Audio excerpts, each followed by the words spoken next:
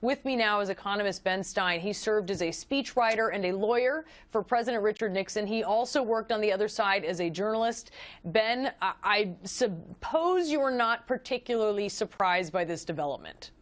I'm not surprised at it. I'm not disappointed at it, and I don't blame Mr. Trump one bit for doing it. I mean, he's a punching bag day after day after day in the media, especially what's called the mainstream media, and I don't blame him for not wanting to go and be a punching bag in person. Okay, so did you hear what he said yesterday at CPAC where he's talking about the media? I saw some of it actually on CNN as you were excerpting it. Yes, I had that pleasure. So he said he said that he called the media the enemy of the people, which is what we heard him say before on Twitter. So he said that out loud. He accused the media of making things up, of making up sources. I think they. Sorry, I beg your pardon. I'm sorry. I was going to say, is that something you would give credence to, or what is going on there with what he's saying? Well, I wouldn't say that all of the media is the enemy of the people, but look, every day you pick up the New York Times, every day they're slamming him. I'm a great fan of CNN. I watch it quite faithfully.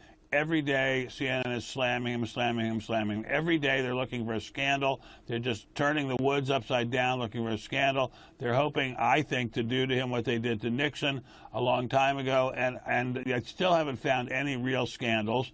And with all due respect, I don't blame him for being furious at them. And I think he's got a lot of company. I'm out there giving speeches all around the country all the time.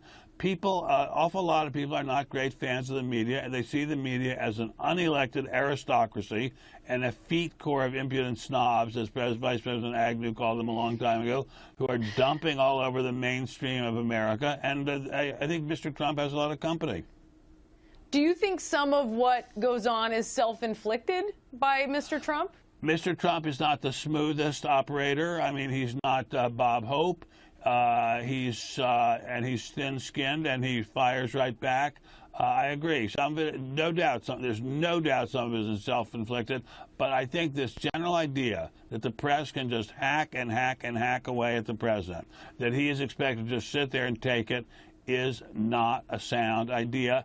And I've noticed day after day, week after week, everything's negative. Not one positive response. I mean, here's a guy who picked a person generally among the legal profession, and I am a lawyer as well known, awful lot of lawyers, very well-respected guy as the Supreme Court Justice, we hope, and hardly any positive coverage of that. He is doing what his constituents asked him to do. May I counter that, Ben? Because please, of course, that's why you're when there. Gorsuch went up and spoke to a Democratic senator, we covered in depth the fact that Gorsuch had said something that actually endeared him to Democrats, and that actually a lot of establishment Republicans appreciated, and it actually, many people thought, tempered Gorsuch, or at least revealed him as they felt to be a moderate that they think he is. I mean, how are we covering this in a negative way, maybe a nuanced way? Or Donald Trump goes to the African American History Museum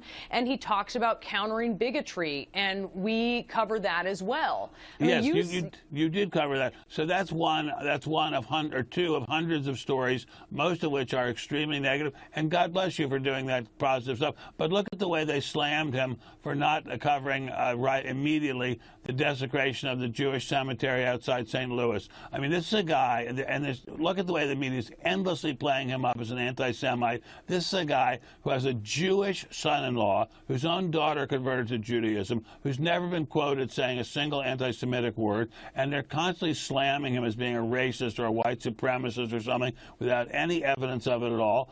I think, with the greatest respect, and I appreciate your pointing out things where I was mistaken, but with the greatest respect, this is a guy that they're just smearing all the time. I don't blame him for wanting to fire back at them. If he were as smooth as Ronald Reagan, he would handle it more smoothly. But no one, again, will ever be as smooth as Ronald Reagan. No, but I think they're trying to do the same thing. They're trying to undo him basically before he even gets started.